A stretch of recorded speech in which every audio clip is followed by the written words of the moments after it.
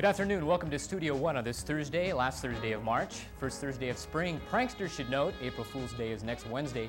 Every one of us out should brace ourselves. I'm Tom Buring, and joining us today here at Studio One, the Communist Party candidate for president and General Secretary for the Communist Party of the United States. That's author and scholar Gus Hall. Also with us, Dr. Elizabeth Loftus from the University of Washington, who is nationally recognized for her research into memory. And on our Open Doors segment, we'll feature Bill Wendell, a man heard more than seen. He's the voice of Late Night with David Letterman. But first to the news desk with Lynn Shocker and Courtney Bateman. Courtney? Thank you, Tom. A former aide to President Reagan pleaded innocent today to charges of lying to a House subcommittee and a grand jury. Michael Deaver entered his plea during an appearance before U.S. District Judge Thomas Jackson. Asked if he waived reading of the 5-count indictment, Deaver said, "I do, and I'm not guilty." Jackson did not set bail and released the former White House aide on his own recognizance. The trial is set for June 8th. The tax man may have a surprise for University of North Dakota students next year. The new tax law passed by Congress last year requires students to list any money they receive from fellowships, grants, or scholarships over the cost of tuition and classroom supplies. That means students should keep receipts of their tuition bills, required book and equipment costs, and lab fees. If you receive more than that total in scholarships, grants, or fellowships, you could owe taxes on it. UND is required to report all forms of aid money to the IRS and warns students to be aware. The teenage son of Soviet human rights activist Anatoly Koryagin has been released from a labor camp, and the family has been asked to apply to leave the Soviet Union. The International Association for Human Rights said Ivan Koryagin was released a year early for what was termed good work performance in the labor camp in which he was held. And General Foods has promised to cut out a segment of one of their Maxwell House coffee commercials, which shows a man drinking a hot mug of coffee while holding an infant. The National Burn Victim Foundation complained that spilled coffee, tea, and soup are the leading causes of infant scalding. The foundation says burns over just 10% of a baby's body can be life-threatening. And finally, most Americans say television is the most believable of all the news media.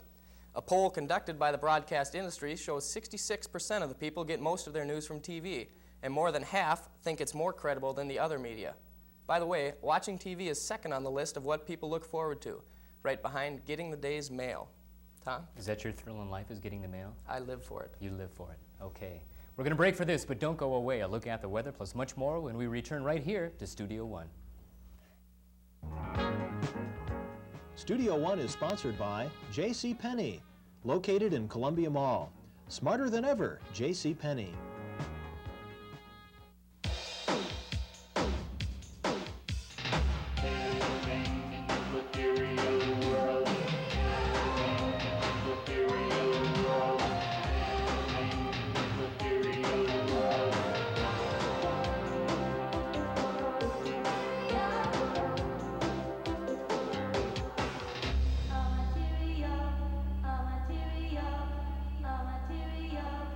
Please volunteer for the American Red Cross.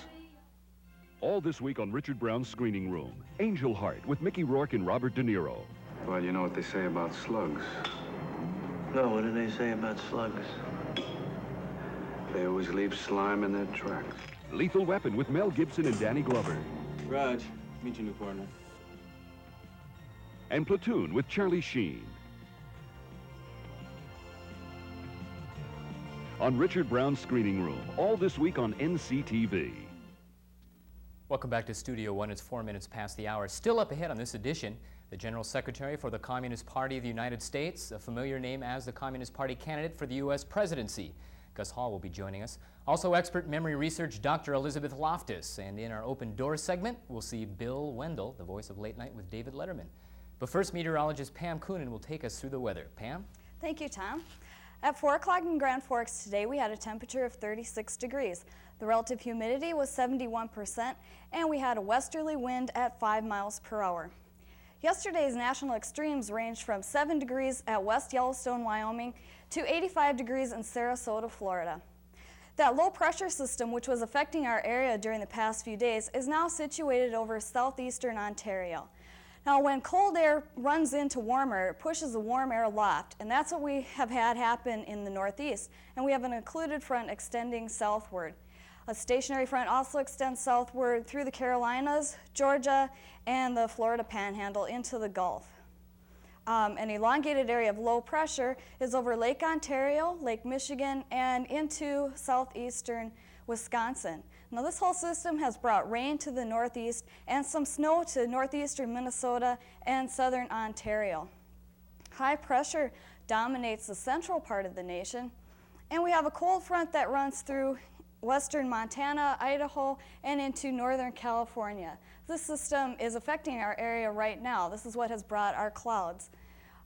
We also have another system in Canada, southern Canada, a low pressure in Saskatchewan with cold front extending westward. Now some snow has been produced in Alberta with this system. This system will affect our area tomorrow, and I'll be back later in the program to tell you how it'll affect us. Tom? Okay, thank you, Pamela. A reminder to university students that tomorrow, the 27th, is the last day to drop a class or withdraw from school. And if you haven't already, you can pick up your pre-summer, summer, and fall packets at the Union. Distribution ends today in about 20 minutes. You better hurry up. When we come back, we'll talk with Dr. Elizabeth Loftus, nationally recognized for her research in memory. Meet her next on Studio One.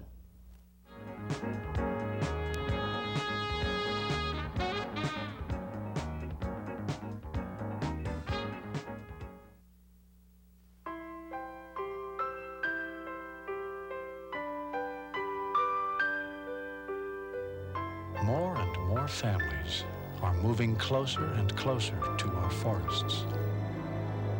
That's why, if you're careless with fire when you go to the forest, you could burn a lot more than trees.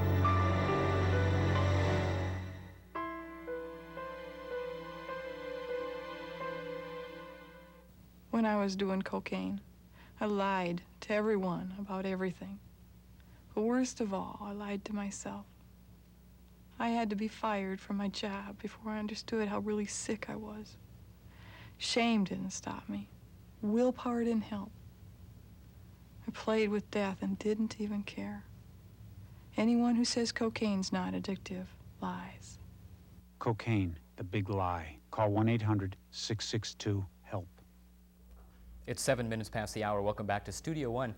Today marks the end of a two-day conference sponsored by the UND Counseling Department. The keynote speaker has been Dr. Elizabeth Loftus, a professor of psychology and law at the University of Washington. Combining the two studies with an expertise in memory research makes for a very specialized science, doesn't it? Well, I think it's pretty unique to be somebody who studies perception, memory, how the mind works, and then to further study how it applies to legal situations.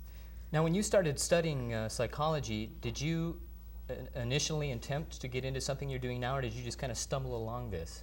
Oh no, this was in a way a total accident. I was studying memory and how it is that we store information in our memories, how we retrieve that information when we need to try to remember something. And I wanted to study memory in a natural or applied situation, so I started looking at witnesses, witnesses to crimes and witnesses to accidents and other fairly traumatic events. And I began to do studies of those kinds of memories. And that really led to my being asked to become involved in court cases and to study the memories of actual witnesses. Now, can you explain to us a typical situation that would draw you into a courtroom setting? Oh, I guess a typical situation might be an armed robbery occurs. I talked about one of these in my lecture. An armed robbery occurs, it leads to a shooting in a liquor store. The only evidence against the defendant is the testimony of a surviving eyewitness who says, "I'm positive that's the guy."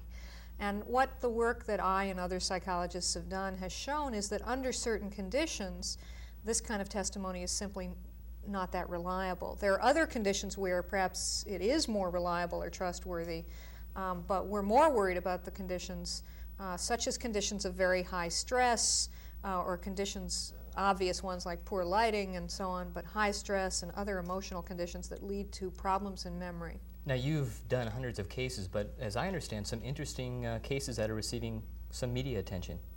Oh, well, over the years, actually, I've been involved in lots of cases that are some of them pretty horrible, actually, like the Hillside Strangler and all kinds of murders, robberies, and rapes. I think one of the most interesting cases right now, and one that's quite different from the hundreds of cases that I've participated in before, and maybe too different for me to actually continue my involvement is the case of John Demjanjuk, who is accused of being Ivan the Terrible at the Treblinka concentration camp during World War II. And what's interesting about that case is there is testimony from at least five survivors who recognize Demjanjuk, or at least identified a photograph of him, and that is the chief evidence against him. So an important question in that case is how much can you trust those memories? Is it true to the fact that the older you get, your memory goes? Well, actually, there's a lot of work on the effects of age on memory, and the work does show that when people get to be 65 or 70 years old, even ordinarily healthy, otherwise healthy, mentally and physically healthy people, they do begin to have more trouble storing information into their memory and retrieving that information. But there are vast individual differences, and so you have to consider those when you're thinking about any one particular older person. Moreover, I think we can learn to compensate for those changes, just the way we learn to get bifocals when our eyesight begins to change. And just with a brief answer, it's not safe to say then when somebody comes into a courtroom that is the man, I know it is him. That necessarily isn't a guarantee, is that right? Well, that's absolutely right. Really, you have to analyze and scrutinize the situation very carefully and then decide, is this a reliable identification or not? Dr. Loftus, thank you for joining us. We appreciate Thank your you. time. Dr. Loftus, Elizabeth Loftus, lecturer and expert on memory, right? We'll be back with more of Studio One after this.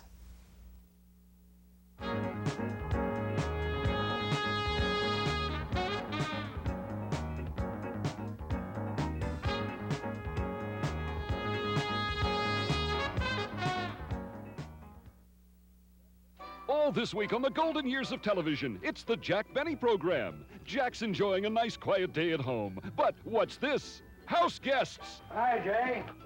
And nothing will be the same again. Jack is rocking, Rochester's reading, George is smoking, Bing's up a tree, and Bob? I've been up here for 4 months. He wasn't supposed to be on this show at all. Don't miss some fancy footwork on the golden years of television, all this week on NCTV. Welcome back. It's 12 minutes past the hour. Today on our Open Doors segment, we recognize one of the many unfamiliar faces of television, the talent that is always heard but seldom seen. Until now, NCTV's Keith Bellow gives us a look and a listen at Bill Wendell, the voice of Late Night with David Letterman. David Letterman! 35 years ago, Bill Wendell got out of the Army and hit the airways with such stars as Ernie Kovacs and Gary Moore. After 30 years on NBC, he's a man who best speaks for himself. Today, everything's supposedly pre-recorded. In those days, obviously, you were out there by the seat of your pants. You got any good stories about that? When Jack Parry was doing a show called Tic-Tac-Doe, I was the announcer. He, for some unexplainable reason, always wanted to be a stand-up comedian. God help him, but he did. So I think he went to stand-up comedian school or something. What would that be? STUC? And when he did, I took over as the MC on Tic-Tac-Doe. And it was live, and everything, remember the X's and the O's and all, electronically done. We're on the air one day, NBC Network. Somebody walked behind the big board and kicked the plug out so that nothing worked, and you didn't have any chalk, so you could go over and do an X or an O. And I just did about 6 minutes of telling them about my life and my experiences in the armed forces of our beloved country. Is that your longest ad lib? Yeah, except for once in Decatur, Illinois, but that was with the police, and I don't want to get into that. But anyway, a lot of announcing now is pre-recorded. TV a little bit more boring, a little bit more... Stayed. Yeah. Yeah, except for what I'm doing now with Dave. You never know what's going to happen. Same, I told Dave first time I worked with him, I said, you are the To a great degree, much like Ernie. Yeah, and you're going to keep me on my toes. Do you ever get concerned that Davis is going to burn out? I mean, this incredible level, the sort of pitch the show is set at. No, it's the pitch and the incredible level is in your mind, not in his. Mm-hmm. Okay? So there's always more that can be done from his standpoint. You set the pitch or the level. I think there's more to come. I meant to tell you, too, that perhaps this will be our last interview. That you are passing away. I didn't like the way you looked when we sat down to do this. You know? I know, and it's getting to me. It's creeping up past my... you have a it started there, pallor of the skin that It's that purple pallor. Do you have a family physician? Someone that you could go to? Hmm? Now, You promised me that you would throw a few curveballs. Don't laugh now. I mean, I'm very serious. I don't like the way you look. I'm not even going to come back to that. All right. I wouldn't. Maybe there's something else you'd rather be doing. Are you a religious person? Is there something else you'd really rather be doing? Yes. Curing whatever you have. Bill Wendell of Late Night with David Letterman fame. Well, a week from right now, we will either relish our NCAA hockey championship or set sights for next year. Tonight, the Sioux are in Detroit playing Harvard at 7 o'clock in the semifinals of the NCAA Hockey Final Four. Consolation Championship and the title game will be played Saturday. We'll all be following that with great interest, I'm sure. I know I will. When we return, we will have the rare privilege of talking with the General Secretary for the Communist Party of the United States. Meet him next on Studio One.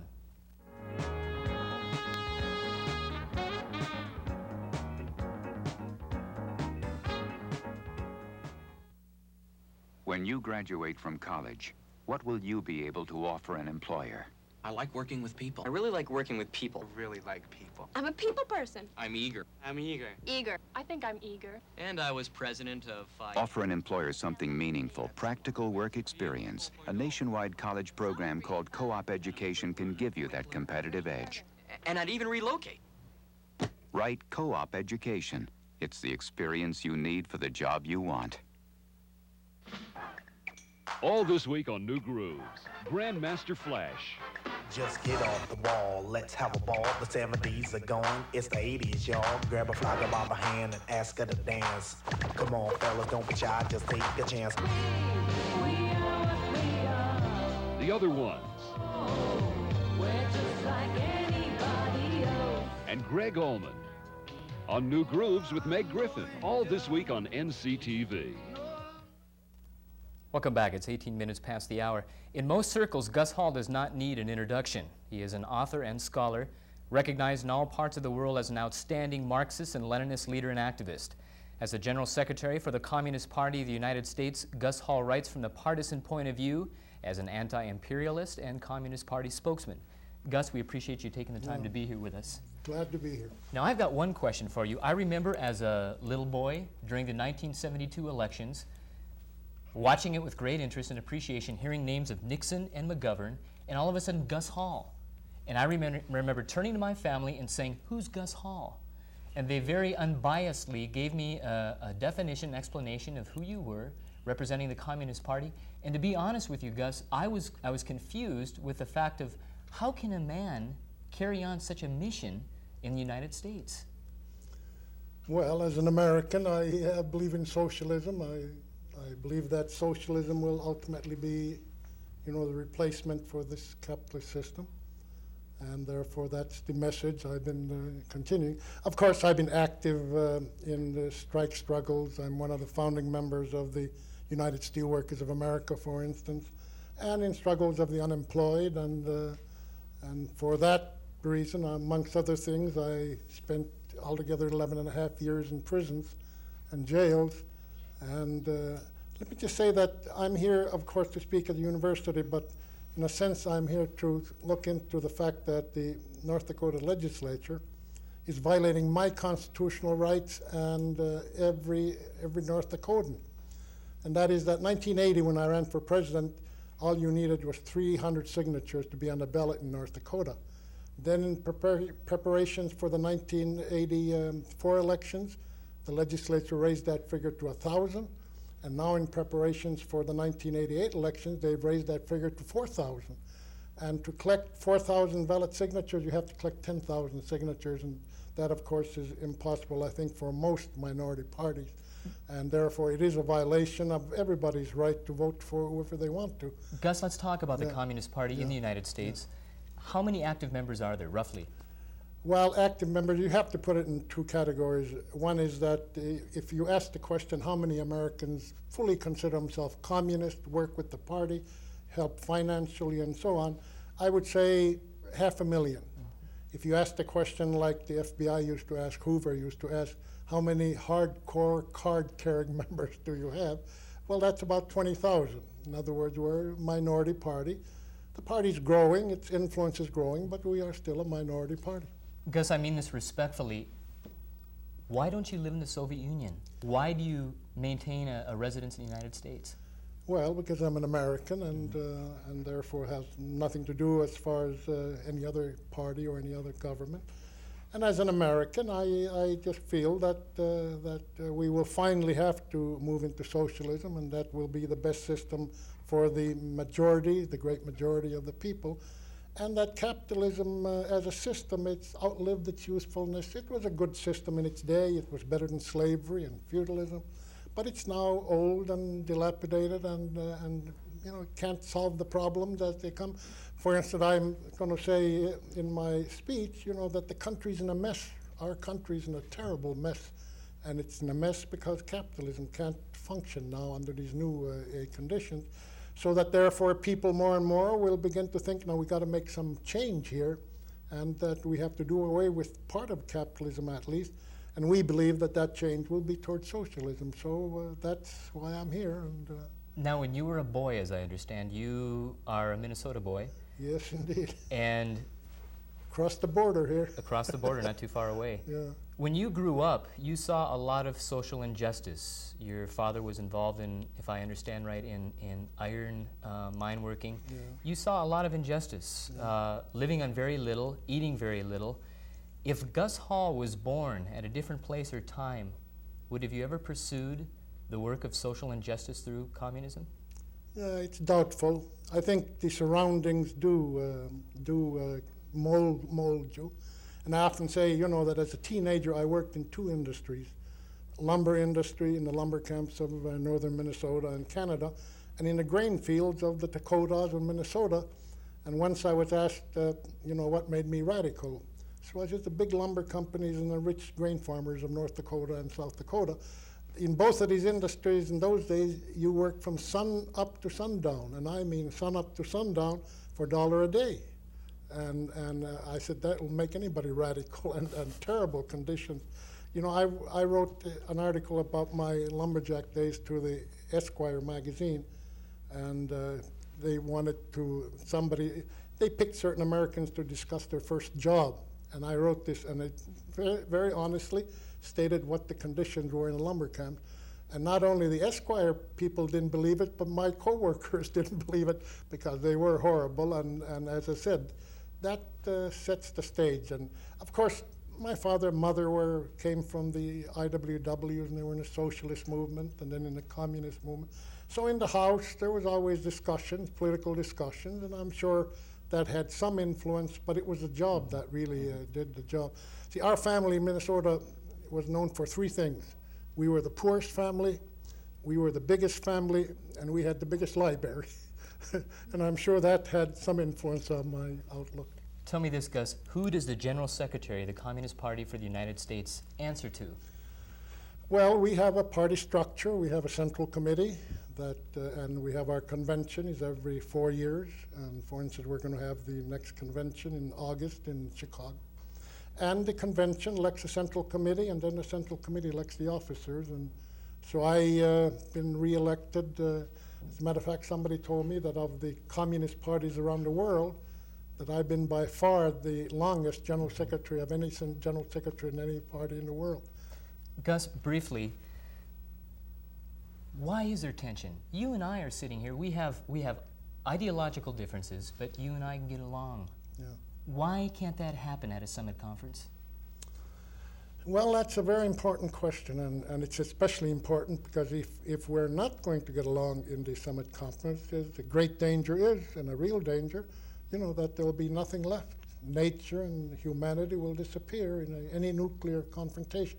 The first second after the first missile leaves, that is the beginning of the end for everything. And I think it's basically misunderstanding and lack of trust and so on. I think we're slowly moving in the right direction, and I'm convinced that at some point we will start having some agreements and begin to end the nuclear arms race. Gus Hall, one more last quick question. When we talk about allegiance now, we're obsessed with hockey up here.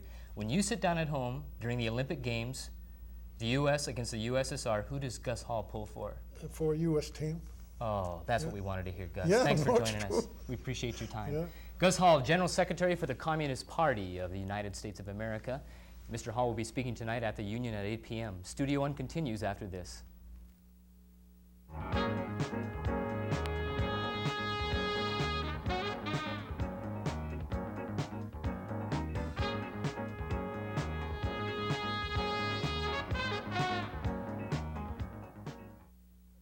All this week on the Adult Cartoon Show, it's the best supporting actors. You'll see show and tell, trains that perk, pigs that peel, corn that pops, cuckoo pups. Hey, what's the crying for? Bugs has the beat, and there's plenty of dancing, thinking, stripping.